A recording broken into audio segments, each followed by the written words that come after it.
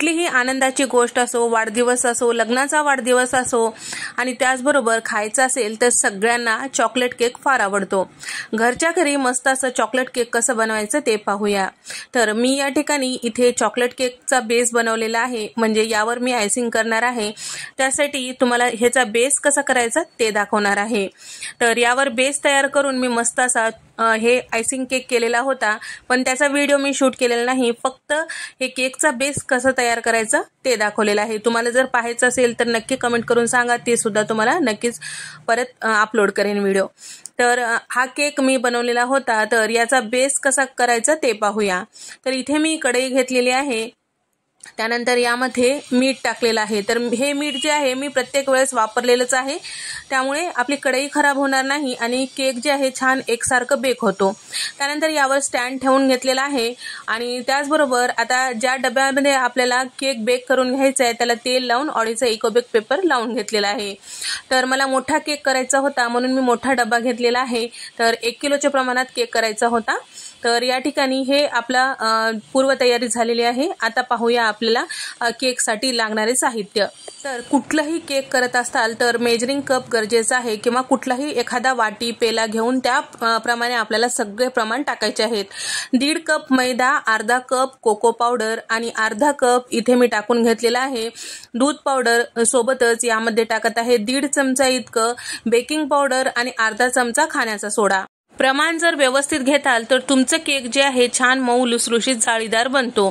तर या ठिकाणी पहिल्यांदा हे सगळे कोरडे जे जिन्नस आहेत चाळून घ्यायचे। चाळून घेणं गरजेचं आहे, चाळून घेतल्यामुळे आपलं केक छान फ्लफी असं तयार होतो। त्याचबरोबर यामध्ये टाकत आहे 1 कप आणि वरतून पाव कप इतकं पिठी साखर, म्हणजे 1.25 कप इतकं पिठी साखर टाकून घेतलेलं आहे।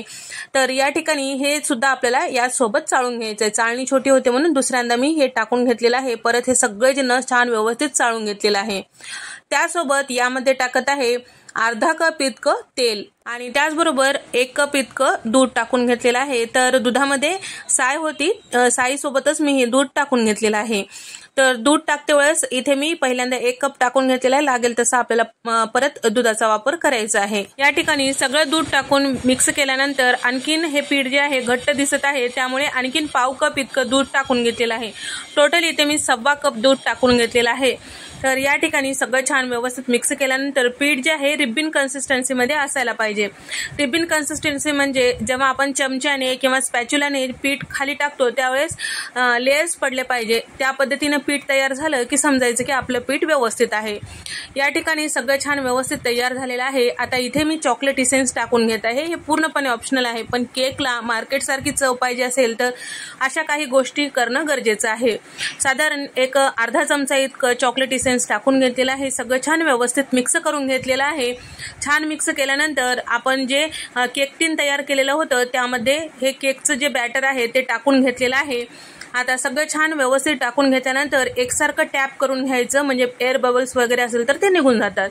2-3 वेळेस टॅप करून घेतलं की आपल्याला हे केक जे आहे बेक करायचं आहे। तर सुरुवातीला मी कढई स्टँड वगैरे ठेवून एक 10 मिनिटं प्रीहीट करायला ठेवलेलं होतं, म्हणजे गरम करायला ठेवलेलं होतं, जेणेकरून छान असं गरम होते।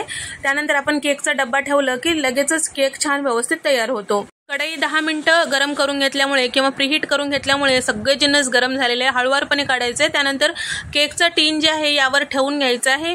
त्यावर झाकण लावून गॅसचा फ्लेम मध्यम ठेवून आपल्याला 45 ते 50 मिनिटांसाठी बेक करून घ्यायचं आहे। तर झाकण जेव्हा आपण यावर लावतो त्यावेळेस गच्च झाकण लावायचं, म्हणजे याचा वाफ वगैरे जाऊ नये। माझ्याकडून थोडीशी चूक झाली, तर या ठिकाणी जेव्हा मी वरतून टोपलं वगैरे झाकलेलं होतं तर धक्क्यानं थोडंसं हल्लं होतं, त्यामुळे बेक करत्या वेळेस त्याची वाफ निघून गेली। त्यामुळे मध्यभागी थोडंसं हे केक जे आहे डेन्स झालेलं आहे। तर या पद्धतीने तुमची चुकी करू नका, म्हणजे झाकण व्यवस्थित लावा आणि त्याला धक्का वगैरे लावून देऊ नका। तर या ठिकाणी केक जे आहे मस्त बेक झालेला आहे, तुम्ही बघू शकता अगदी मऊ लुसलुशीत जाळीदार बनलेला आहे। आता याच केक पासून मी आता आयसिंग करणार आहे। तर इथे मी कट वगैरे करून दाखवणार नाही, तुम्हाला फक्त याला प्रेस करून दाखवते किती नरम झालेला आहे। खायला देखील तेवढंच मस्त झालेलं आहे। रेडीमेड प्रीमिक्स आणण्यापेक्षा या पद्धतीने तुम्ही घरच्या घरी बनवू शकता। एकदा या पद्धतीने ट्राय करून पहा, नक्कीच तुम्हाला देखील युजफुल होईल। लक्षात ठेवा, फक्त वरचं जे झाकण आहे हलवून देऊ नका। माझ्यासारखी चुकी नाही घडली तर तुमचा केक मधून सुद्धा छान व्यवस्थित फुगेल। त्याच केकच्या बेसपासून मी इथे आयसिंग केलेला आहे, तुम्ही बघू शकाल. लक्षात सुद्धा येणार नाही की मध्ये आपला केक डेन्स झालेला होता. व्हिडिओ आवडल्यास व्हिडिओला लाईक करा, शेअर करा, सबस्क्राईब करा.